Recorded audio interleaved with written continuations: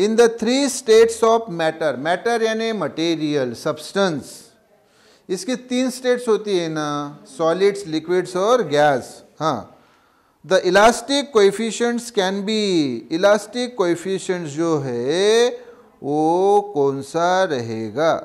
In the three states of matter the elastic coefficients can be, तो ये रहेगा option B, coefficient of volume elasticity, coefficient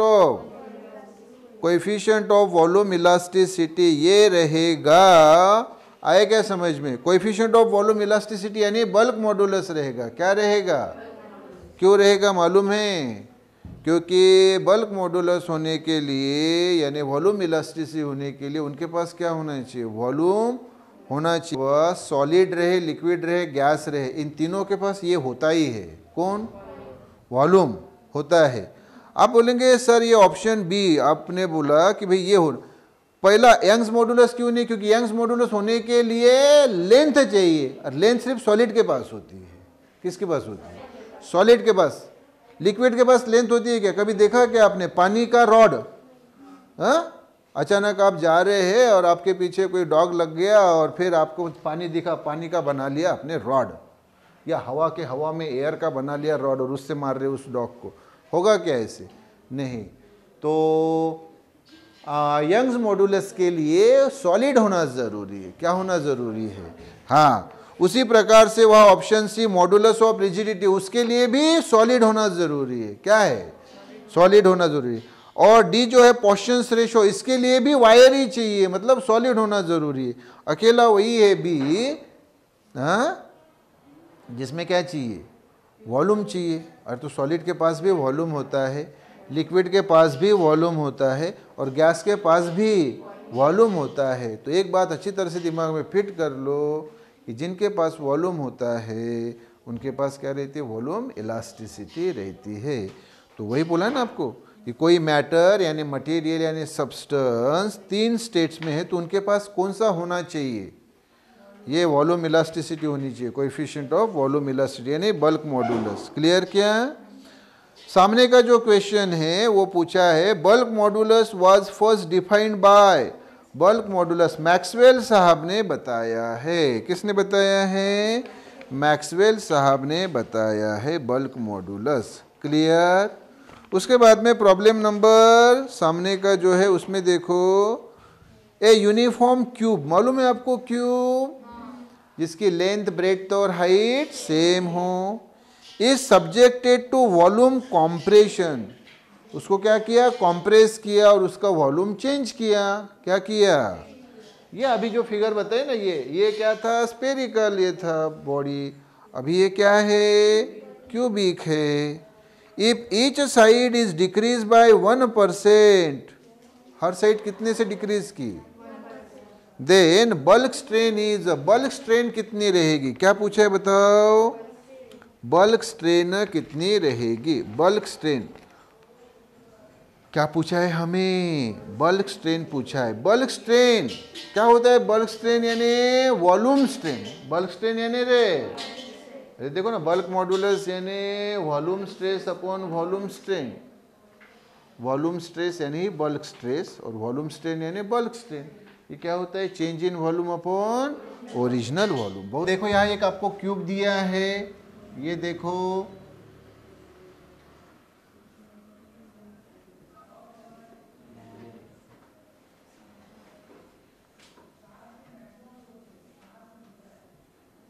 ये cube है। ये देखो, इसकी लेंथ, इसकी ब्रेड्थ और इसकी हाइट तीनों यल यल यल है ना, तो वॉल्यूम क्या रहेगा? एल क्यूब रहेगा, है ना?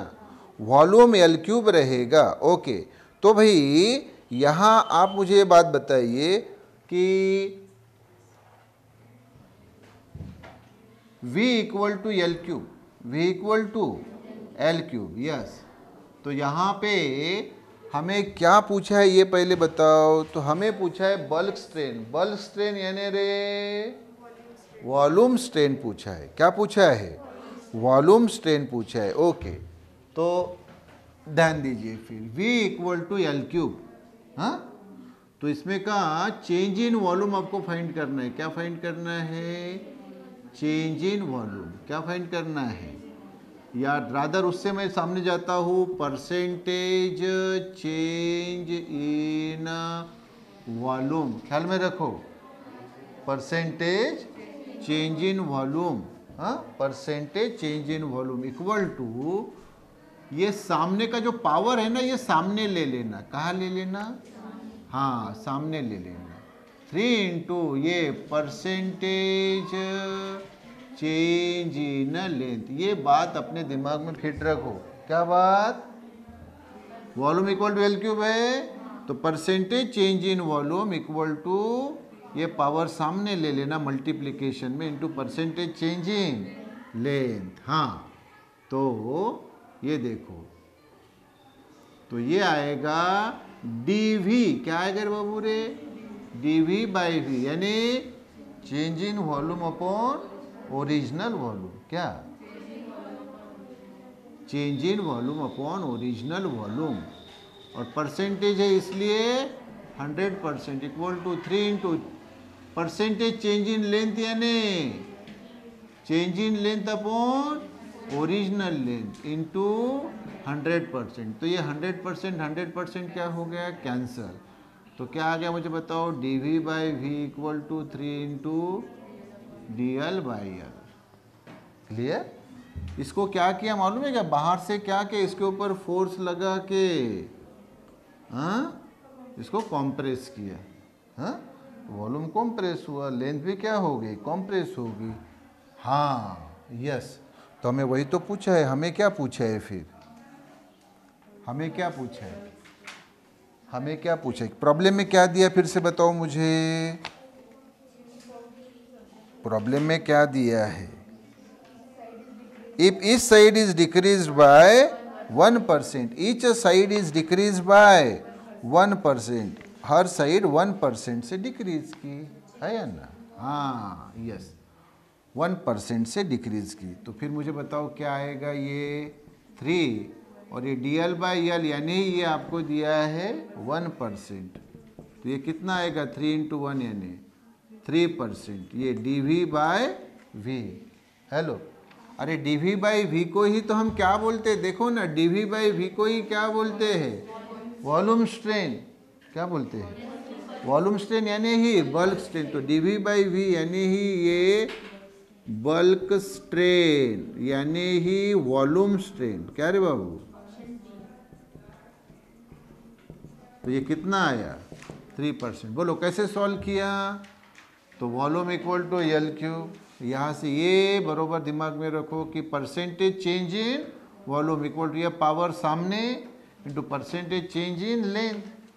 Percentage change in volume, change in volume यानी dv बाई v, परसेंटेज यानी 100%। ये 3 परसेंटेज चेंज इन लेंथ यानी dl by l into 100। dl यानी चेंज इन लेंथ। अब यार डिक्रीज इन लेंथ, ये कॉम्प्रेस किया जा रहा है तो लेंथ क्या हो रही है? कम। तो decrease in length upon original length into 100%। 100% cancel किया, dv by v equal to 3 into dl by l. तो 3 और ये dl बाई एल ये आपको 1% दिया है। तो 3 इंटू 1 3%। dv बाई वी, और dv बाई वी यानी बल्क स्ट्रेन यानी वॉल्यूम स्ट्रेन। क्लियर? क्या बोलो? क्या क्या नहीं दिया है?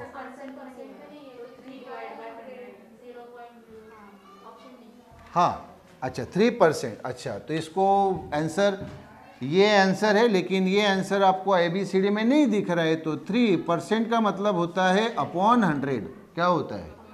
और 3 अपॉन 100 यानी 0.03। क्लियर? क्या? हाँ, तो आंसर ये भी हो गया अगर इस रूप में है तो, या ये हो गया इस रूप में है तो आंसर इस रूप में है।